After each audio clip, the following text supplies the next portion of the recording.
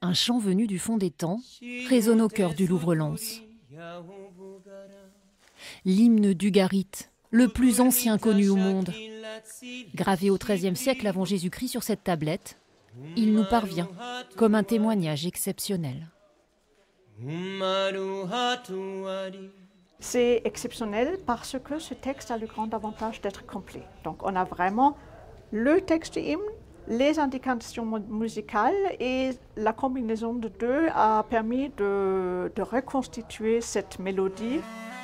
Une reconstitution, fruit d'un long travail scientifique, mais sans véritable certitude. Car de la musique antique ne nous sont parvenus que de rares sortes de partitions. Quelques instruments aussi qui ont miraculeusement traversé les âges, comme cette harpe égyptienne ou ce tibia de Pompéi.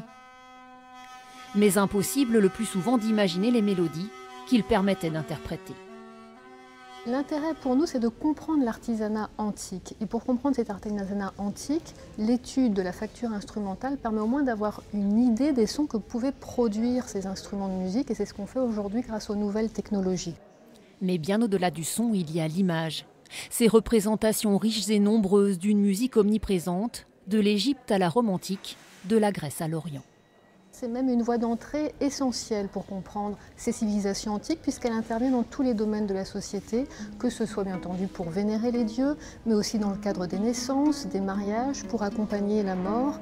Une clé inestimable pour étudier l'organisation sociale, politique et religieuse de civilisations disparues.